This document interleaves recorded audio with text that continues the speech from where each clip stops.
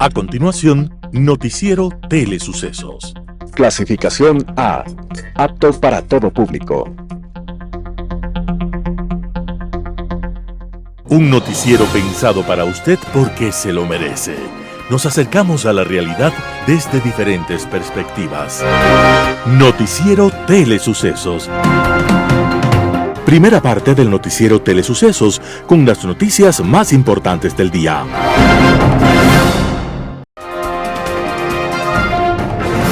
Un día como hoy.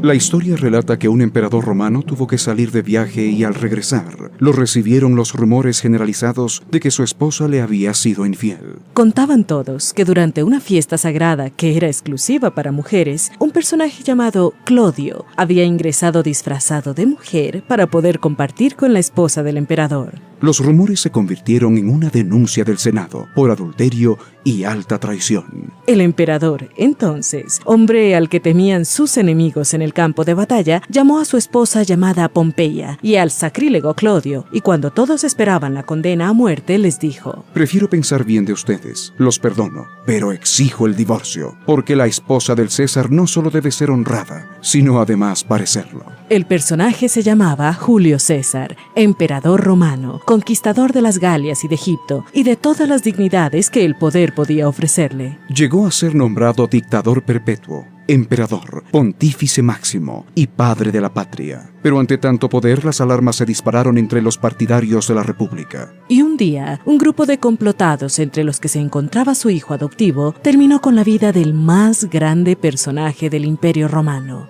Cayo Julio César, el amante de Cleopatra y de tantas y tantos otros, el bravo guerrero, pero el personaje que también supo de la generosidad y la nobleza, estaba naciendo un día como hoy, 12 de julio del año 100 a.C.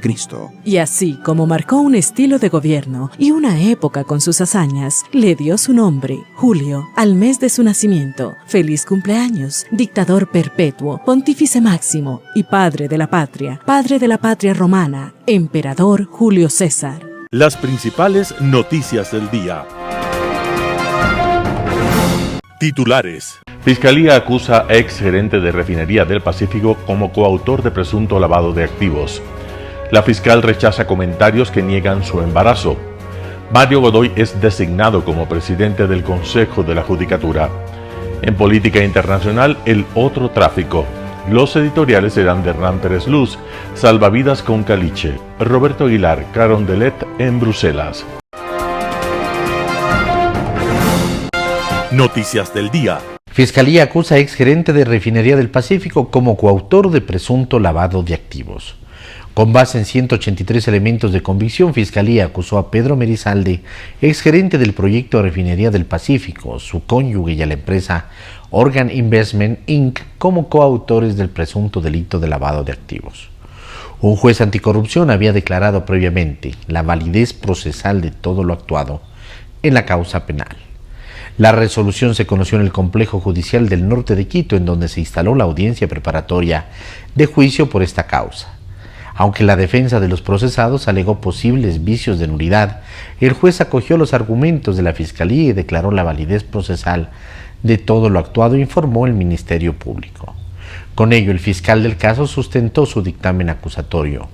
Según el artículo 317 del Código Orgánico Integral Penal, este delito se sanciona con pena de hasta 13 años de cárcel. Para sustentar esta causa, la Fiscalía presentó información financiera de las cuentas de ambos procesados en Suiza y Estados Unidos, además de la asistencia penal internacional solicitada a Panamá, relacionada con la persona jurídica Organ Investment Inc. Adicional, se presentó información de procesos penales anteriores en los que se encontraban sentenciadas personas relacionadas con delitos de corrupción con la empresa Odebrecht, quienes pagaron a través de personas jurídicas bajo su control dineros en las cuentas de Organ Investment Inc. El juez suspendió la audiencia y se retoma el miércoles 17 de julio desde las 9 horas. La fiscal rechaza comentarios que niegan su embarazo. luego que se conociera que el Consejo de Administración Legislativa CAL de la Asamblea Nacional evaluará cada 3 meses el estado de salud de la fiscal general del Estado, Diana Salazar, quien tiene suspendido un juicio político en su contra debido a que presenta un embarazo de alto riesgo. Ella se pronunció a través de un comunicado e indicó que iniciará las acciones legales pertinentes.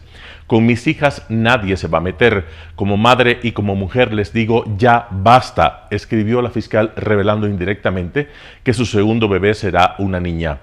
Hasta ahora se desconocía el sexo. La fiscal instó a quienes la cuestionan a que propongan a 3 médicos que certifiquen su estado de salud y lo que afirman. La fiscal manifestó que por consideración a los ecuatorianos, cuando informó al CAL sobre su embarazo, lo hizo adjuntando el respectivo certificado médico validado por el Instituto Ecuatoriano de Seguridad Social, IES, porque no tiene nada que ocultar. Asimismo, ante la decisión del legislativo de evaluar cada trimestre su estado de salud, la fiscal dijo que la divulgación de información sobre el embarazo de una mujer contraviene varias normativas que protegen la privacidad y la confidencialidad de sus datos personales. Salazar finalizó el comunicado afirmando que iniciará las acciones legales pertinentes. No voy a permitir que se sigan metiendo con lo más sagrado que hay en mi vida, mi familia, aseguró Salazar. Mario Godoy es designado como presidente del Consejo de la Judicatura. El Pleno del Consejo de Participación Ciudadana y Control Social designó este miércoles 10 de julio a Mario Fabricio Godoy Naranjo como presidente del Consejo de la Judicatura, luego de haber reconsiderado la polémica votación del 8 de julio en la que se había nombrado a Dunia Martínez para este cargo. La resolución fue aprobada por los consejeros Yadira Saltos, Augusto Verduga, Joana Verde Soto y Nicole Bonifaz. De acuerdo con la Secretaría de Educación Superior, Ciencia, Tecnología e Innovación, CENESID, Mario Godoy Naranjo es abogado por la Universidad Central del Ecuador. Además, tiene un posgrado en Género y Justicia obtenido en la Facultad Latinoamericana de Ciencias Sociales, Flaxo. Dentro de su perfil académico también cuenta con un posgrado en Derecho Administrativo y Contratación Pública por la Universidad Andina Simón Bolívar y un posgrado en Cumplimiento y Anticorrupción por la Universidad Particular Internacional, SEC. Ha ocupado varios cargos en direcciones, coordinaciones y asesorías en instituciones públicas como la Unidad de Análisis Financiero y Económico UAFE, Fiscalía General del Estado, Secretaría Nacional Anticorrupción, Consejo Nacional Electoral, Tribunal Contencioso Electoral, Asamblea Nacional, entre otros. Mario Godoy ha sido abogado de controversiales figuras públicas como Allen Berbera, quien fue presidente del Consejo de Participación y Control Social y exabogado de Rafael Correa. También ha sido cuestionado por haber sido abogado de personas procesadas por narcotráfico. Además, se conoce que fue parte y accionista hasta enero del 2024 de Invictus Law Group, firma de abogados de Dolores Vintimilla, defensora de la ex vocal de la Judicatura, Maribel Barreno, en el caso de independencia judicial. Entrevista del día. En Radio Sucesos estuvo Napoleón Cabrera, presidente de la Confederación de Transporte, para hablar acerca de las medidas que adoptará el gremio de transporte. Escuchemos qué es lo que dijo. En efecto, yo debo comentarle que los transportistas ecuatorianos estamos agrupados en una organización que se llama la Confederación Nacional de Transportistas Terrestres del Ecuador, que agrupa a 8 federaciones nacionales: transporte pesado, interprovincial, urbano, escolar, turístico, liviano. Estas modalidades de transporte hemos venido funcionando y somos nosotros los que hemos gestado, a través de nuestros reclamos al gobierno nacional, la creación de mesas técnicas, porque cuando se eliminó el subsidio de las gasolinas, el gobierno políticamente ofreció una compensación. En lo personal había expresado al ministro de Gobierno y de Transporte que la mejor compensación que le pueden dar al transportista es la seguridad en las carreteras y la eliminación de los radares truchos. No estamos en contra de los radares, estamos en contra de aquellos radares que de manera sospechosa se instalaron en el país, no con afanes preventivos, sino con afanes recaudatorios. Sin embargo, ya la compensación se está dando a compañeros taxistas, camioneteros, pero el grueso de la transportación, esto es el pesado, el interprovincial, el urbano, el escolar, el turístico, utiliza diésel. Y recuerde usted que en el gobierno de Lasso se incrementó el precio del diésel, no hubo medida compensatoria alguna, el gobierno mantiene esa deuda con el transportista de medidas compensatorias y obviamente por eso se crearon estas mesas técnicas. También debemos aclarar que las compensaciones no es un reclamo de la transportación porque buscamos nosotros dádivas o prebendas. Si el gobierno aplicara lo que dice la ley, y no este gobierno, los gobiernos de turno, la disposición 47ª de la Ley Orgánica de Tránsito y Transporte manda a que el máximo organismo rector del tránsito, la Agencia Nacional, deba implementar metodologías tarifarias cada que se incremente el costo de vida en el país, cada 2 años, dice. Sin embargo, la Agencia Nacional no ha implementado esas metodologías, ningún GAN municipal ha revisado pasajes, fletes, tarifas, porque es una medida impopular. Consecuentemente, el peso de la crisis carga el transportista y el gobierno, para evitar disparar la espiral inflacionaria, habla de medidas compensatorias. Este gobierno y el anterior. Consecuentemente, en esas consideraciones seguimos cargando nosotros el peso de esa crisis, porque el transporte público, en este caso, es el que subsidia el medio pasaje del estudiante, de la persona de la tercera edad y de las personas con capacidades especiales, siendo esa una obligación del Estado. Frente a ello, hemos venido tratando en estas mesas algunas medidas compensatorias que vienen a hacer medio viable la operación del transporte público y comercial. En la mesa número 1 se creó, primero, se amplió el tiempo de vida útil de nuestro parque automotor, de todo el parque automotor, 2 años más de vida útil. El día de ayer, inclusive, salió ya la resolución en la que se amplía el plazo de 180 a 360 días para que usted pueda cambiar la unidad. Antes teníamos 180 días, hoy tenemos ya 360. Pero aquí surge que en estos días que se llevaba a cabo las mesas, vemos a través de los videos en las redes sociales, en los medios de comunicación, la manera atroz como la delincuencia ataca a las unidades de transporte interprovincial que preferentemente circulan en la noche. Eso demuestra a las claras de que el tema de la inseguridad campea ya no solo en los puntos críticos que antes lo denominábamos, sino en todas las ejes viales del país. Esto le llevó a una de nuestras organizaciones, parte de la Confederación FENACOTIB, a declarar una medida de silencio de motores por 48 horas. Yo estuve presente en esa asamblea de FENACOTIB como presidente de FENACOTIB, presidente de la Confederación. Aplaudí la decisión de los compañeros, porque yo creo que a todos los ciudadanos ecuatorianos, transportistas o no transportistas, nos indigna, nos entristece al mismo tiempo de ver la manera cruel como se ataca a estas unidades, cómo se pone en riesgo la vida del transportista, la vida de los usuarios de estos buses, que dicho sea de paso, el número de pasajeros que viajan en las unidades en las noches se ha reducido en un 60% por el miedo a viajar en la noche. No encontramos un solo policía, un solo militar en los ejes viales, entonces estamos abandonados solamente al amparo de Dios y confiando en que nos permita llegar sin novedad. Frente a eso y a la exigencia de las bases, la FENACOTIB tomó esta decisión que ustedes ya lo conocen y todo el país lo sabe. De esa reunión, justamente debo indicarle que semanas antes nosotros ya habíamos pedido como confederación, cuando llevábamos a cabo las mesas aquí en Quito, que se vuelva a retomar la creación de la mesa de seguridad de manera permanente. Esto lo logramos en el gobierno de Lasso. ¿Por qué?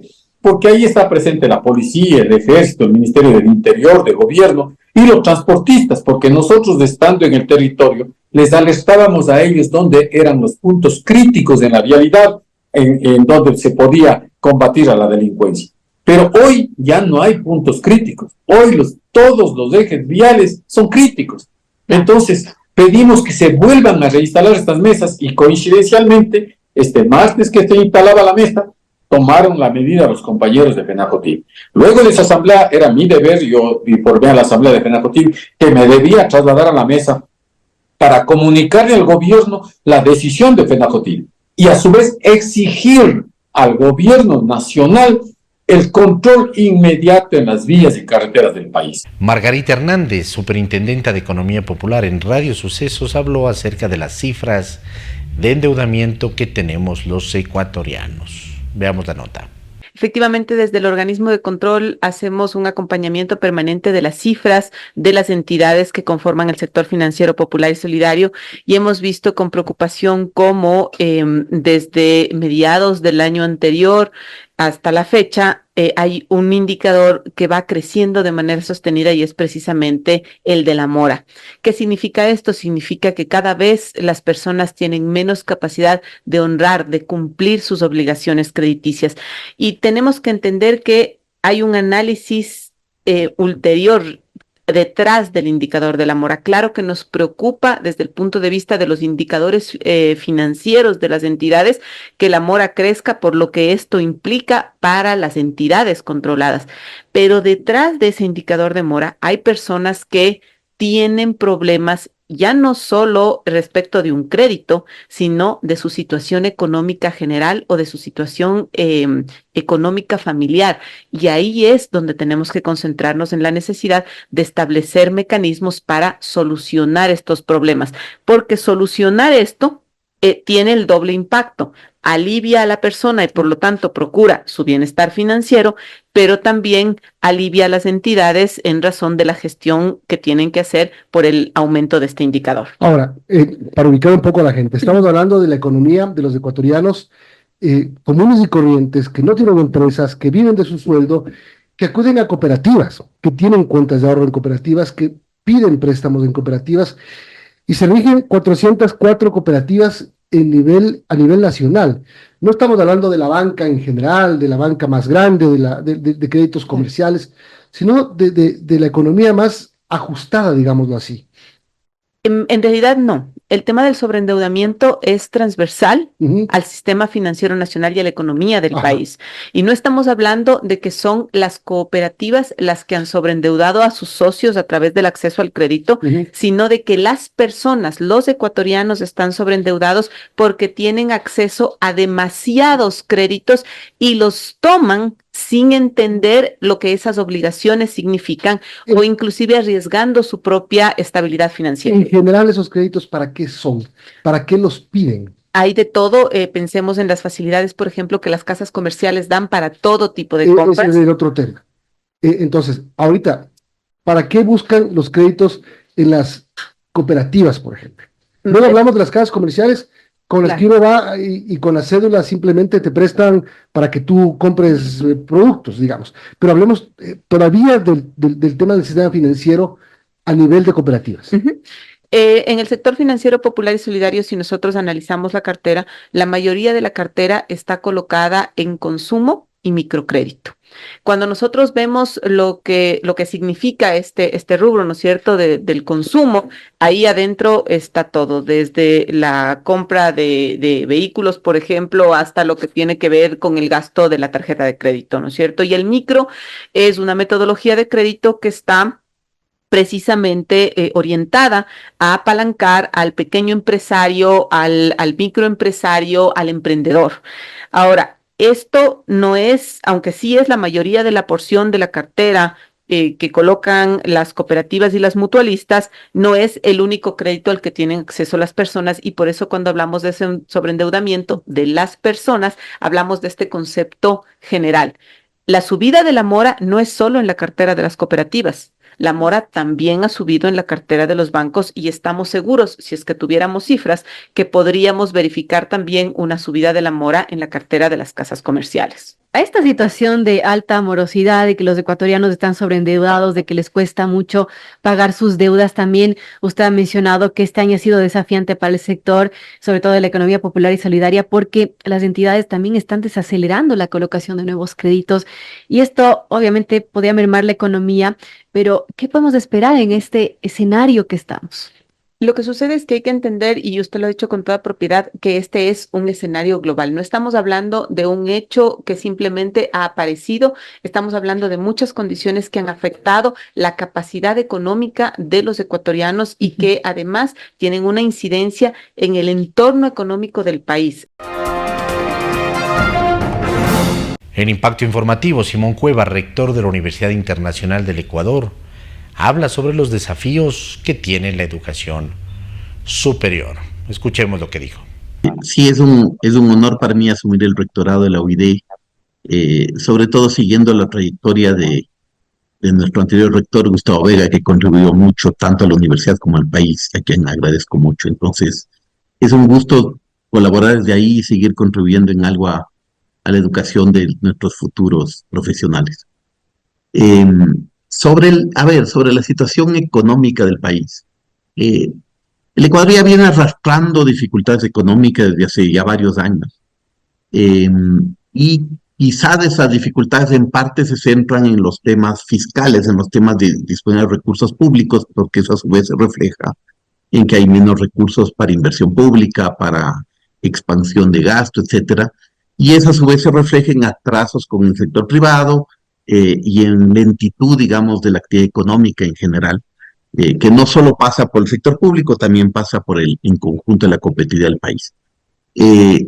Frente a esa situación, el gobierno actual vivió momentos complicados en los últimos meses, porque había muy pocas fuentes de financiamiento externo que ayuden a que vengan flujos de recursos de afuera del país y que eso ayude a que de alguna manera entre más liquidez, circule más liquidez y eso permita que eso a su vez ponga un poquito de oxígeno en la economía, digamos así. Se concluyó un acuerdo recientemente, hace un par de meses, con el Fondo Monetario. Eso ha abierto espacio para que vengan más recursos en este año y en el próximo al país. Y eso es un alivio positivo y que va a ayudar a que poco a poco el Estado vaya reduciendo sus atrasos e inyectando parte de sus recursos dentro de la economía. Sin embargo, ese es un alivio de alguna manera temporal y sigue enfrentando el país varios problemas de mediano plazo importantes, ¿no es cierto? Uno de ellos sigue siendo el problema fiscal. El país tiene fuertes vencimientos de deuda en los años que vienen y para enfrentarlo necesita asegurar que sus finanzas públicas estén cada vez más ordenadas y sólidas. Y eso pasa inevitablemente por tener más ingresos fiscales y un control de austeridad y de gasto fiscal. Se han hecho algunos pasos, creo que positivos en el actual gobierno, que siguen a unos anteriores. Por ejemplo, el incremento del IVA, que si bien afecta a todos, era necesario y en comparativo internacional el Ecuador sigue teniendo un IVA relativamente moderado. Y la eliminación del subsidio a las gasolinas, porque son subsidios muy caros para el país y de alguna manera que no benefician necesariamente a los ecuatorianos más vulnerables, más pobres.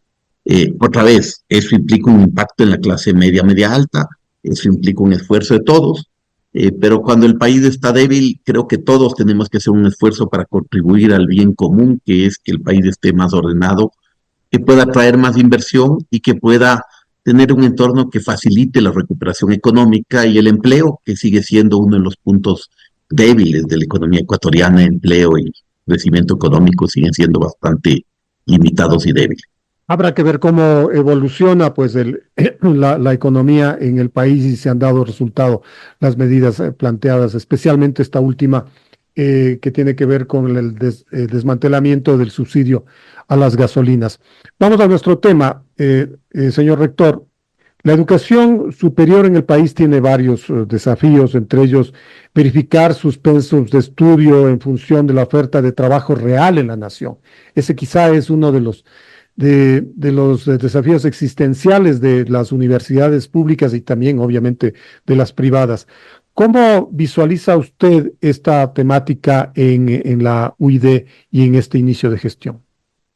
Es cierto, la educación enfrenta retos crecientes en un mundo cambiante, en un mundo en que las profesiones van cambiando de forma de ser y de funcionamiento, y en un país que a su vez tiene, como decíamos, debilidades en el empleo formal. Y creo que por eso la obligación de las entidades de educación superior es tratar de asegurar la calidad de los programas que ofrecen para que permitan formar profesionales y personas íntegras. Un panorama de noticias para su estatura intelectual.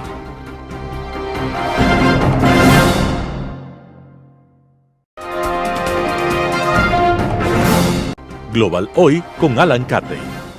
El otro tráfico. Paralelamente al desarrollo del negocio del tráfico de drogas, y en muchos casos con un vínculo directo, Se ha dado también el de otro tenebroso campo de acción y fuente de ingresos para el crimen organizado, nacional e internacional, que se suma a las actividades más tradicionales como el secuestro exprés, los asaltos y el sicariato. Hablamos del atroz negocio de la trata de personas.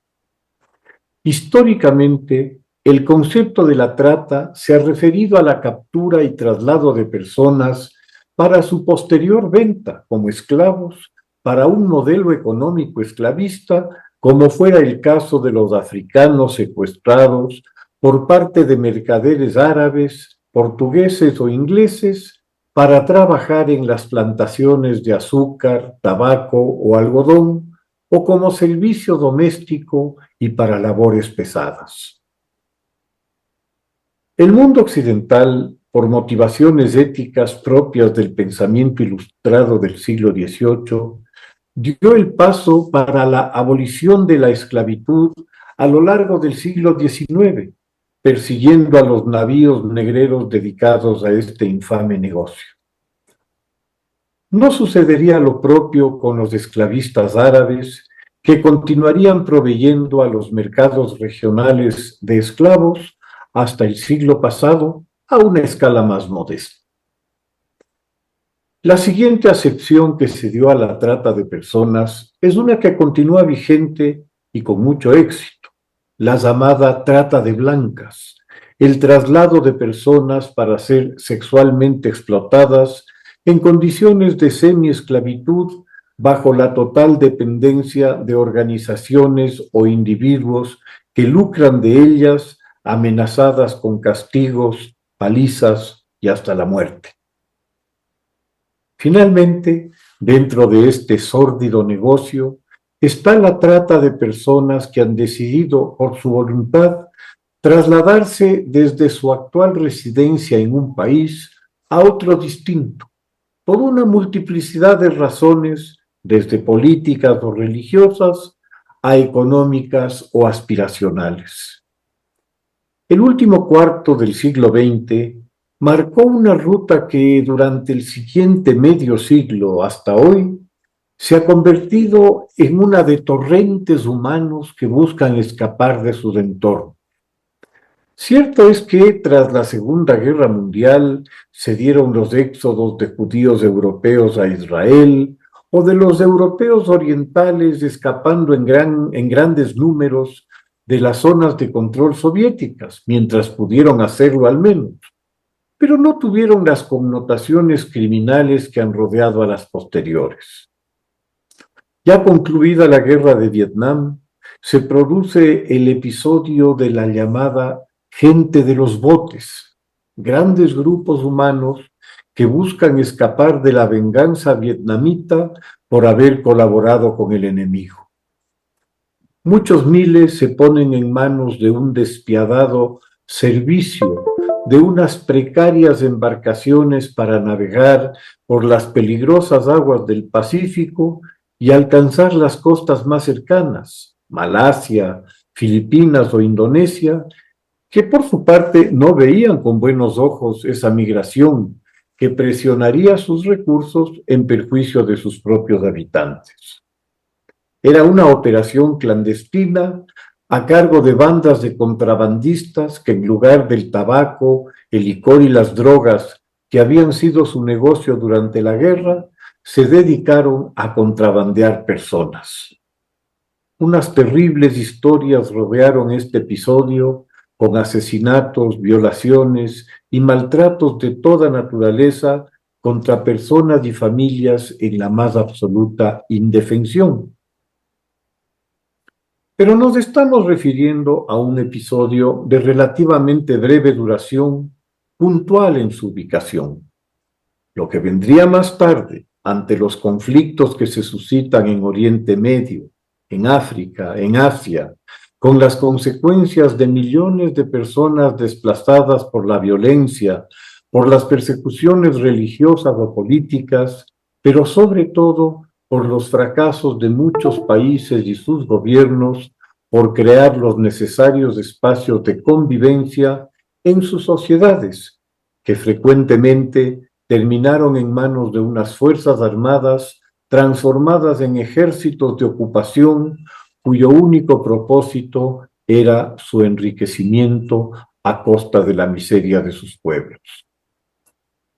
¿Será esa miseria estructural que producen, además de la persecución a quienes se les oponen, o que simplemente son distintos, de otra tribu o de otra fe, el motor de un movimiento migratorio mundial en busca de aquello que les es negado en su tierra? Una supervivencia básica dentro de una dignidad elemental. Al no encontrar ni una ni otra, la única salida es huir, pues están seguros que peor no estarán. Lamentablemente, muchos se equivocan en esto, pues la huida suele estar rodeada de las peores indignidades a manos de quienes los explotan como cualquier mercancía. Este comentario viene en referencia a un par de notas de prensa y a la constatación diaria de una realidad. Estas notas establecen la una, la dimensión de un fracaso, y la otra, el envilecimiento al que se puede llegar desde el poder cuando éste se vuelve herramienta para beneficio de unos pocos. La primera de estas notas da cuenta de cómo, entre 2021 y hoy, han escapado 1.7 millones de cubanos de la isla. Este número representa la quinta parte de la población del país, el 20% de sus habitantes.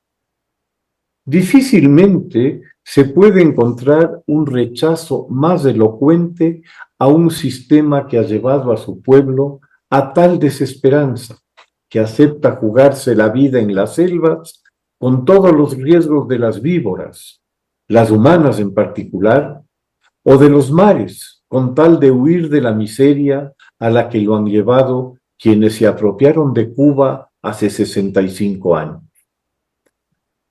La otra nota es la crónica de los gallinazos,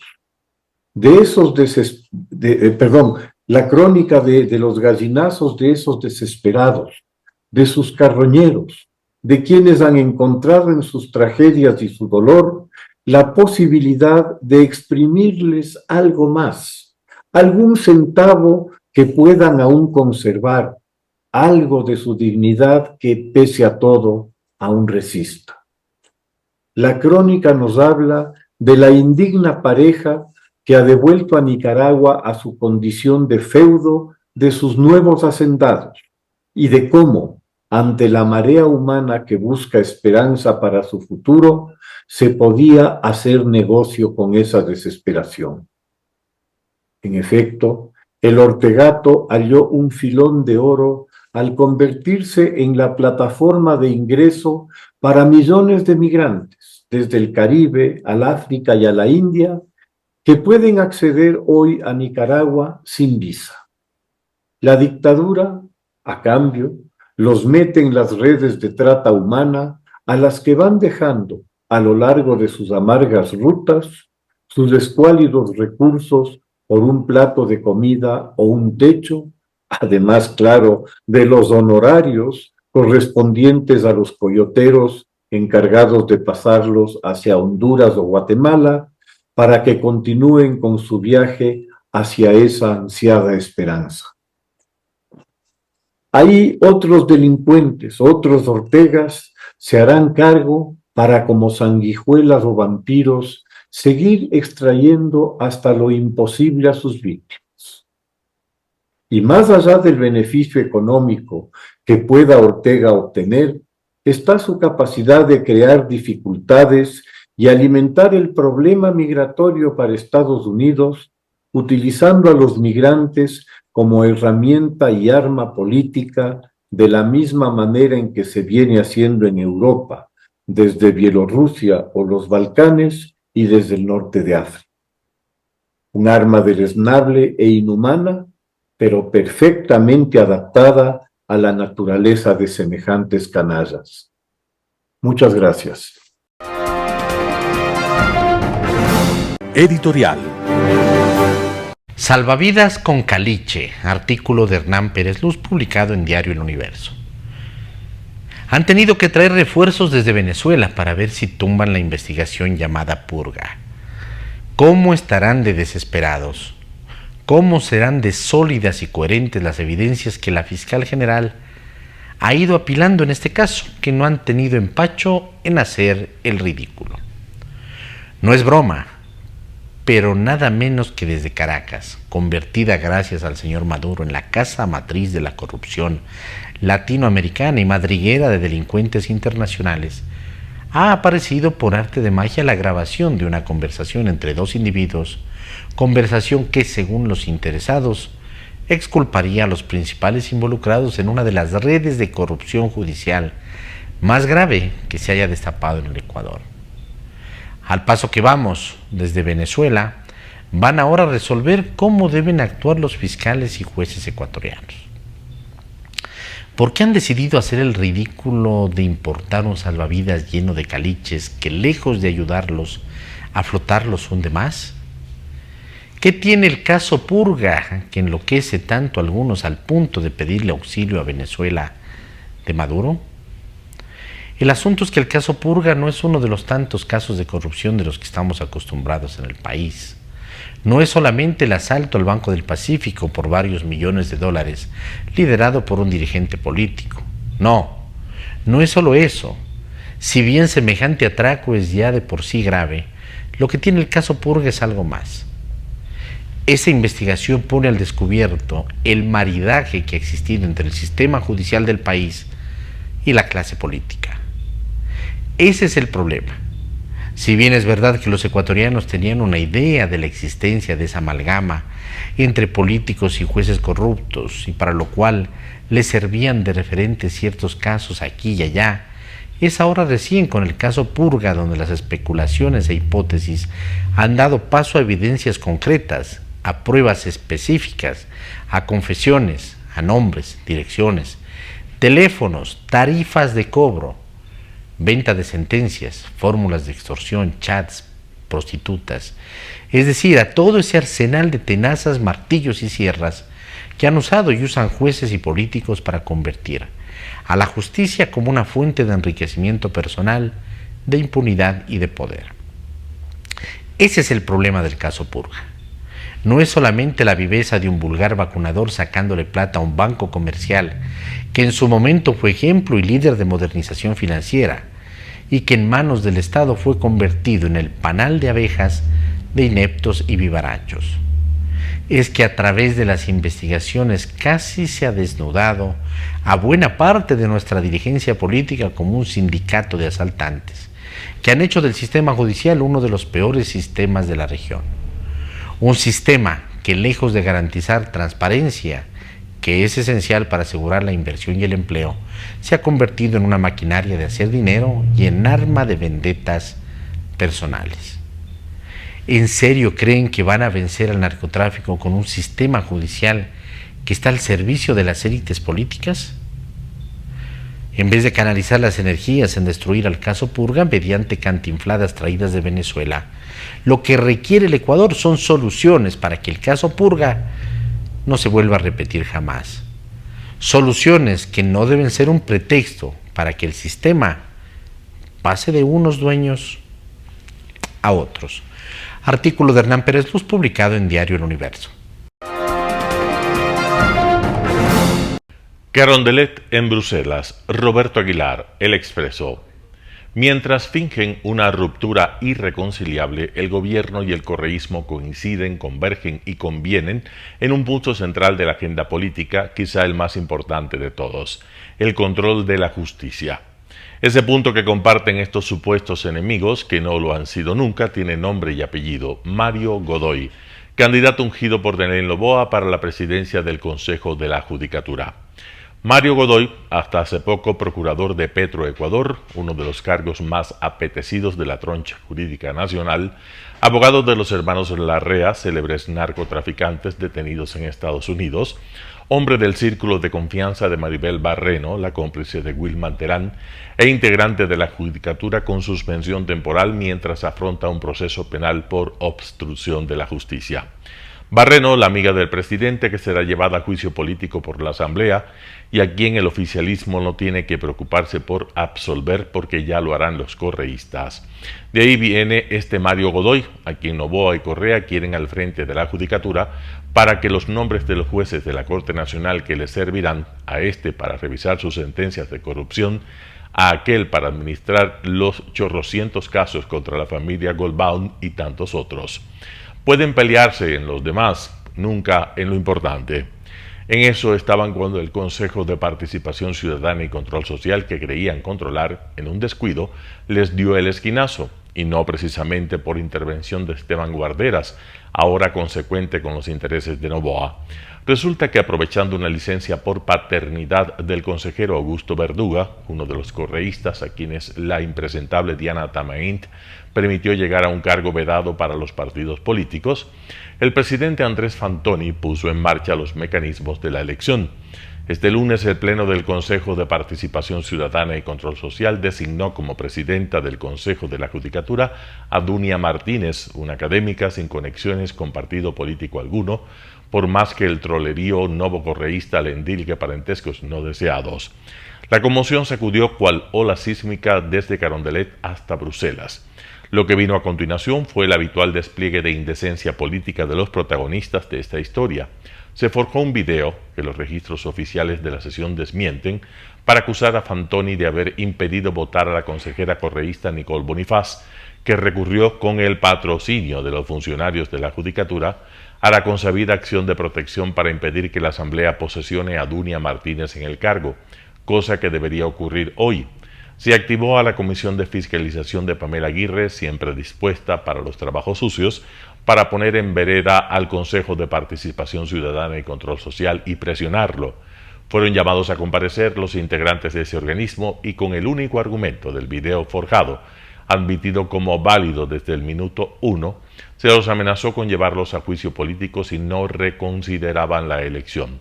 Hasta les dijeron cómo debían interpretar sus propios reglamentos para admitir en esa reconsideración la presencia de Verduga, que no debería participar porque no estuvo en la votación original. A nadie le conmoverá, pero vale la pena notar que la de este miércoles fue probablemente la sesión más sucia de la historia de la Comisión de Fiscalización. Es decir, vomitiva de verdad. Ahora solo hace falta sentarse a ver cómo se cumplen los designios del novocorreísmo, o esperar un repentino arrebato de decencia, un acceso de dignidad, un ataque de vergüenza, es decir, casi un milagro que lo impida. Roberto Aguilar, El Expreso. Noticias internacionales. Marcha de la Paz en el aniversario del genocidio de Srebrenica. Miles de ciudadanos llegaron a Potocari después de 3 días de marcha por la ruta que muchas personas hicieron en julio de 1995 en busca de refugio y libertad. Un número significativo de participantes eran hijos de combatientes de Srebrenica que entraron en la localidad cogidos del brazo, igual que hicieron sus padres cuando atravesaron el bosque. Este año, la caminata ha sido especialmente difícil por el intenso calor y las dificultades del terreno. Según los organizadores, en la iniciativa han participado unos 6.000 ciudadanos, entre ellos 250 niños. Una persona falleció en el transcurso de la marcha. Entre tanto, decenas de activistas de derechos humanos mostraron pancartas en Belgrado el miércoles para rendir homenaje a las víctimas de la masacre de Srebrenica. La ONU aprobó en una votación en la Asamblea General el pasado mes de mayo una resolución que establece un día anual para recordar la masacre de más de 8.000 musulmanes bosnios a manos de serbobosnios en 1995.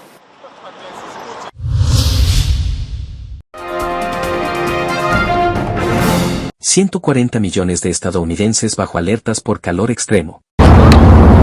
Con temperaturas hasta 30 grados por encima de los promedios históricos, el calor extremo golpea sin pausa a los estadounidenses. Según el Sistema Nacional Integrado de Información Sanitaria del Calor, más de 140 millones de personas están en alerta por calor a lo largo de Estados Unidos. Los expertos en salud advierten que es urgente observar a las personas vulnerables. Personas que tienden a convulsionar, personas que tienen problemas de hipertensión y toman medicamentos diuréticos que pueden hacer que se deshidraten más rápido rápidamente, y los niños también, que al deshidratarse podrían tener efectos mucho más rápidos.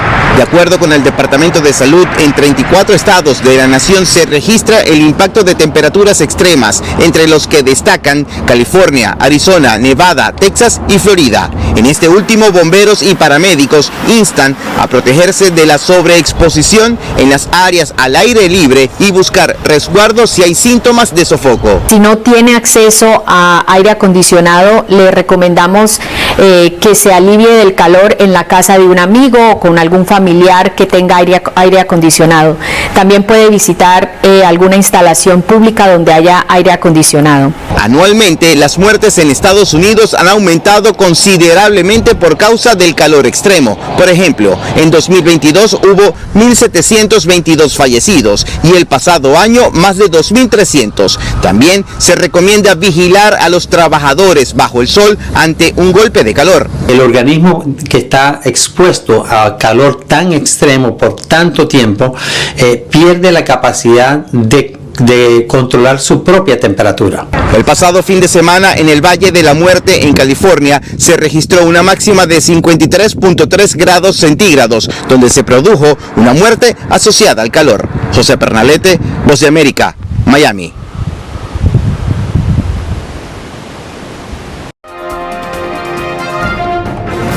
Crecen las dudas sobre la candidatura de Biden mientras recibe a los líderes de la OTAN. El presidente de Estados Unidos, Joe Biden, y la primera dama, Jill Biden, ejercieron de anfitriones de los dignatarios de la OTAN que asistieron a una cena celebrada en la Casa Blanca el miércoles. Biden, quien ha recibido esta semana a los líderes mundiales en la capital estadounidense con motivo de la cumbre de la Alianza Atlántica, tiene una apretada agenda. Esta es una oportunidad ideal para que pueda demostrar que está a la altura del cargo, a pesar de su preocupante actuación el mes pasado en el primer debate presidencial con Trump. La campaña de reelección de Joe Biden atraviesa un momento delicado. El miércoles, la presidenta emérita de la Cámara de Representantes, Nancy Pelosi, se limitó a decir que depende del presidente decidir si debe seguir en la carrera electoral o no. El célebre actor George Clooney, reconocido donante del Partido Demócrata, señaló que no debería presentarse, y senadores y legisladores demócratas expresaron sus temores sobre la capacidad de Biden para vencer al líder republicano, Donald Trump.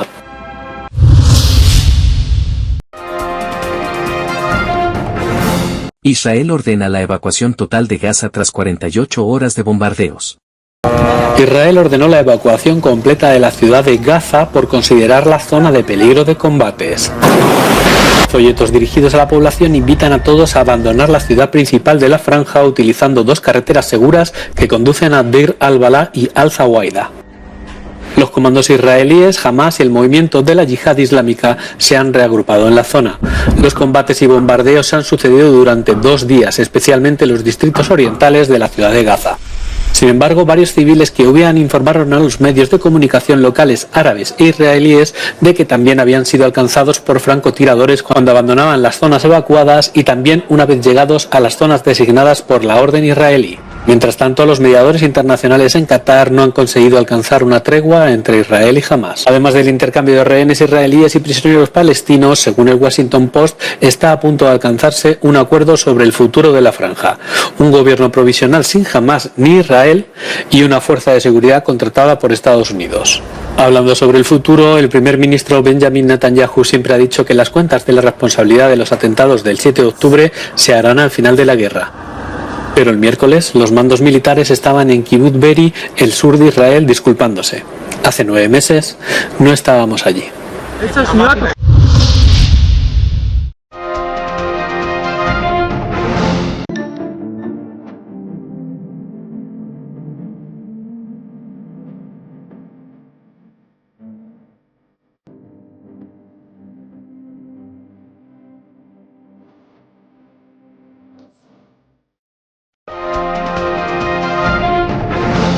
Telesucesos Sports.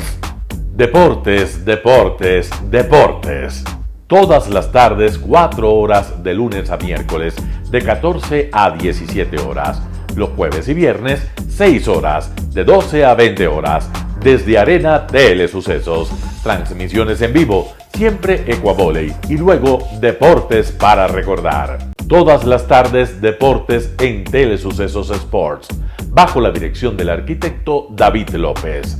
La visión objetiva de quien vive el deporte. Sucesos deportivos, visión de un equipo de opinión joven de comunicadores. Telesucesos, llegamos con nuestra señal a los sectores populares de nuestra ciudad.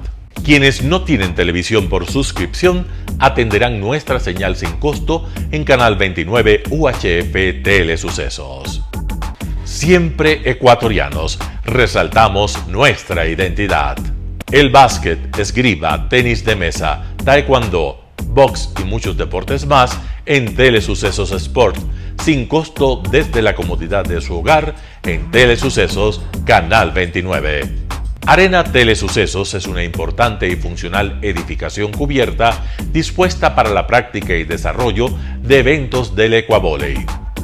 La transmisión de Telesucesos se podrá sintonizar además a través de Claro TV Canal 43, TV Cable Canal 73 y en redes sociales Facebook Live Telesucesos Quito y YouTube Telesucesos HD. Si deseas asistir a los encuentros en vivo de Ecuavóley, comunícate con nosotros a los números de teléfono 2021-224 o al 0989-973-725. Ven con tu familia y amigos a vivir la emoción del Ecuavóley. Emoción sin límites los días jueves y viernes desde la comodidad de su hogar. Resaltamos nuestra identidad como ecuatorianos iniciando transmisiones en Telesucesos del Ecuavóley, que representa, luego del fútbol, el deporte más popular de nuestro país y el que practican los ecuatorianos residentes en muchos países del mundo. Nuestra señal será transmitida en directo por televisión abierta en la ciudad de Quito y a través de las redes sociales a todo el país, así que llegará a Estados Unidos, España e Italia, creando a través del Ecuavóley un nexo fraterno entre ecuatorianos y entre los inmigrantes de nuestro país. Anuncie en Telesucesos Sport y llegue con nosotros a lo más importante del deporte popular. Telesucesos, con sus transmisiones, jerarquizará esta práctica deportiva, convocando importantes competencias de Ecuavóley dentro y fuera del Ecuador. Llegando con deportes no atendidos por los medios de comunicación que han concentrado su acción en el fútbol. El tenis, box, golf, racquetball llegarán a su pantalla de televisión en tiempo real a través de Canal 29 UHF, competencias que podrán ser atendidas a través de Facebook, YouTube y vivir los encuentros deportivos en directo y en tiempo real. Esté atento a nuestros horarios especiales de transmisión los fines de semana y feriados. Usted y su familia disfrutarán desde la comodidad de su hogar de las emociones del Ecuavóley, deporte tan nuestro. Somos inéditos y para ello disponemos de un escenario cubierto propio, Arena Telesucesos, desde donde transmitimos nuestros encuentros masculinos y femeninos de este deporte. Simple y gratuito. Llama a nuestros números de contacto 2021-224 o al 0989-973-725 y regístrate como invitado especial para nuestros eventos en vivo. Arena Telesucesos, el escenario cubierto para la práctica del deporte 100% ecuatoriano, el Ecuavóley. Telesucesos es un canal de televisión que incorpora a su programación manifestaciones culturales y deportivas que marcan la identidad de nuestro país. Consideramos que el Ecuavóley es una manifestación deportiva con partida de nacimiento popular y nombre propio ecuatoriano. Arena Telesucesos, funcional espacio cubierto para la práctica y desarrollo del deporte. Arena Telesucesos, el escenario para campeones.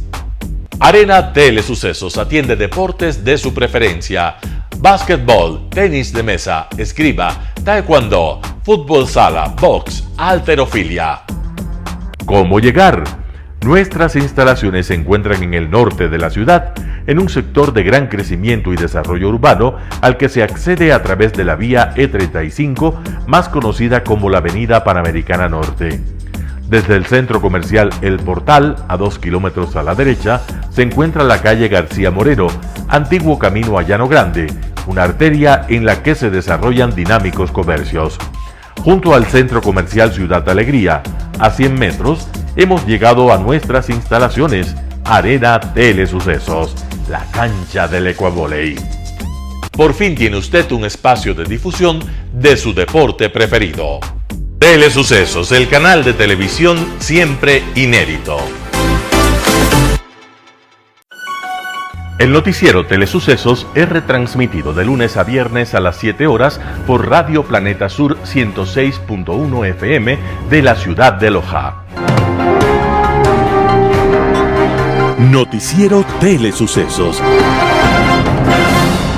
Las opiniones vertidas en este espacio por la producción y dirección del programa son de exclusiva responsabilidad de sus autores y de quienes intervienen en ellos.